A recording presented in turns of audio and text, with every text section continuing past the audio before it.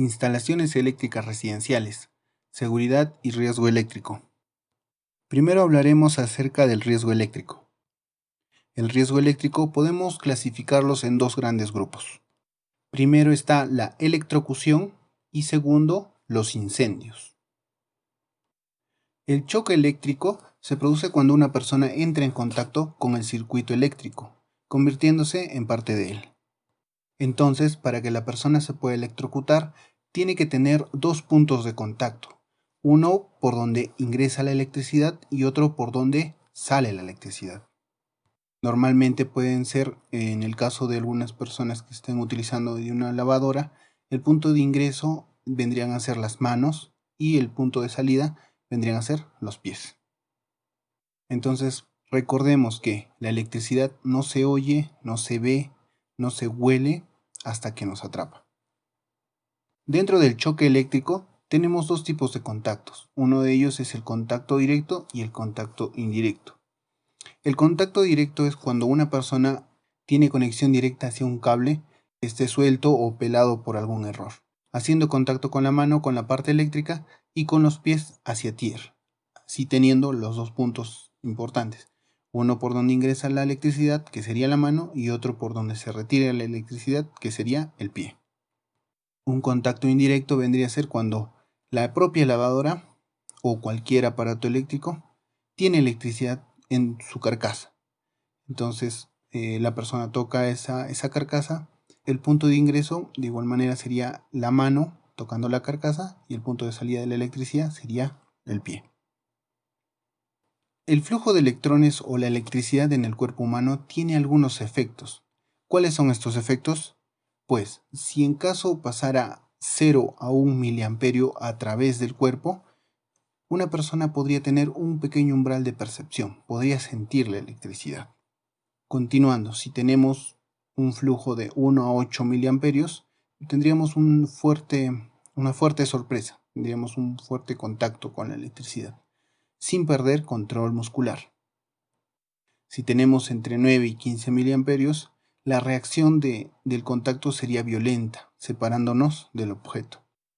Si tenemos un contacto entre 16 y 50 miliamperes, tendríamos una paralización muscular, o lo que conocemos como tetanización. También fuertes contracciones y dificultades para respirar. En un rango de 51 a 100 miliamperes podría causar una fibrilación ventricular.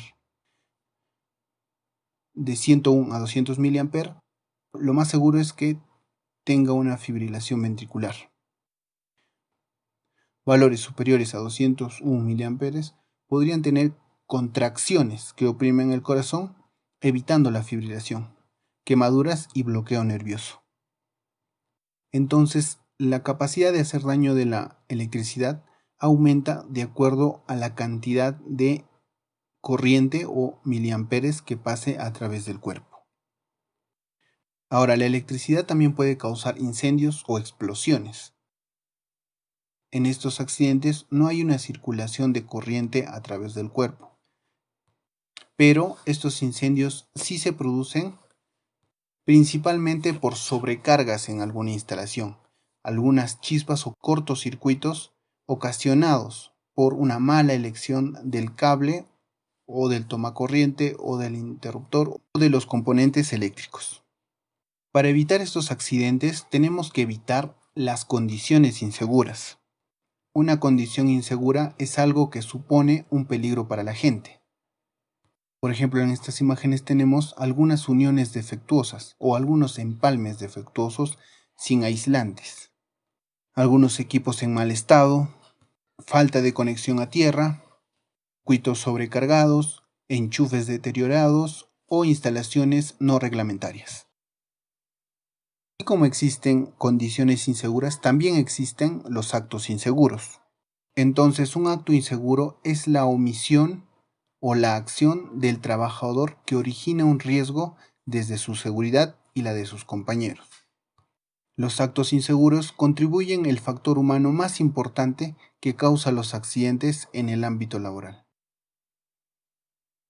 Algunos ejemplos de actos inseguros son trabajar con equipos sin autorización, trabajar a velocidades que resulten peligrosas, inutilizar dispositivos de protección, utilizar herramientas o equipos inadecuados o defectuosos, sobrecargar e instalar equipos de forma inadecuada, exponerse sin necesidad al peligro, distraer la atención de otro trabajador, no utilizar equipos de protección individual, no comunicar los riesgos, no mantener el orden y la limpieza en el lugar de trabajo, no realizar mantenimiento o limpieza a los equipos de funcionamiento, etc. Reglas de oro. Primero, desconexión o corte efectivo. Esto nos indica que debemos desconectar todas las fuentes de tensión o de corriente que tengamos. Es decir, debemos desconectar nuestra cuchilla termomagnética principal. Regla número 2. Bloqueo de circuitos para prevenir cualquier posible realimentación. Bloqueo y señalización. Esta regla nos indica que debemos desconectar cualquier otro tipo de fuente de energía eléctrica. Puede ser algunas baterías o algún tipo de elemento que pueda brindar electricidad a todo el circuito. También debe de haber una señalización. Esta señalización debe de comunicar alguna información relativa al trabajo que se está realizando.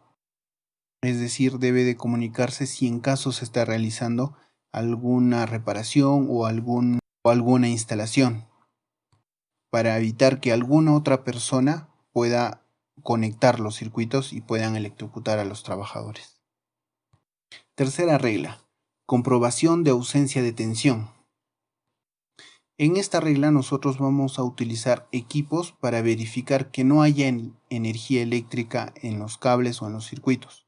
Para eso podemos utilizar un buscapolo sencillo, algún foco que podamos conectar a los tomacorrientes para verificar que no hay electricidad, o si en caso tienen algún equipo como algún multímetro, también verificar que no haya voltaje en las tomacorrientes o en los circuitos en donde se están realizando los trabajos. Cuarta regla de oro. Poner a tierra y en cortocircuito. En esta regla nos están indicando que debemos conectar los conductores activos, es decir, los conductores que tienen electricidad, a una conexión a tierra. Regla número 5. Proteger frente a elementos próximos en tensión. Debemos de delimitar o cercar la zona de trabajo mediante elementos de alta visibilidad. Pueden ser cintas, pueden ser conos, pueden ser varillas o algún elemento que indique que se están realizando trabajos en la zona. Instalaciones eléctricas residenciales, elementos de protección personal.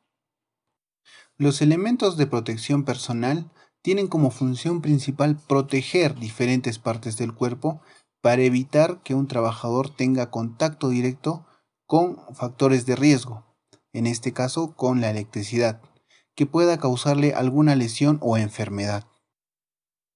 El elemento de protección personal es cualquier equipo o dispositivo destinado para ser utilizado por el trabajador para protegerlo de riesgos y aumentar su seguridad o su salud en el trabajo. Tenemos diferentes tipos de elementos de protección personal. Por ejemplo, casco de seguridad, gafas de seguridad, careta de seguridad, mascarilla, respiradores purificadores, gafas, orejeras, guantes desechables, guantes dieléctricos, guantes resistentes a productos químicos, botas de seguridad con punta de acero, botas plásticas, botas de seguridad dieléctrica, entre muchos otros. Para el riesgo eléctrico, normalmente utilizamos cascos, protectores faciales, protectores de manos que vendrían a ser los guantes dieléctricos o guantes resistentes a la electricidad, y para los pies utilizaríamos las botas de seguridad.